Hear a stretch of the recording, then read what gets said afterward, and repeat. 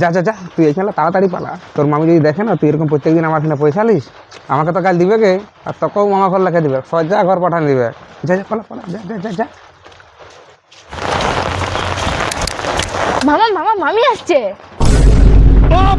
হ্যাঁ তোর মামি আসছে, তাহলে তো পুরাই বিপদ। কি করা যায় কি করা যায়, কিছু তো একটা বুদ্ধি বের করতে হবে। কি বুদ্ধি করি কি বুদ্ধি, চ বুদ্ধি পাই গেছি। এমন পয়সা আমাদের দরকার নেই, তোকে কতবার বলেছি না কারো পয়সা করে নিবি না। হ্যাঁ যা যা, পয়সা টাকা ফেরত দিয়ে আসবি, যা যা যা। আর কি হয়েছে গো, ভাগ্নিকে জলে ভিজে ভিজে কোথায় পাঠাচ্ছ?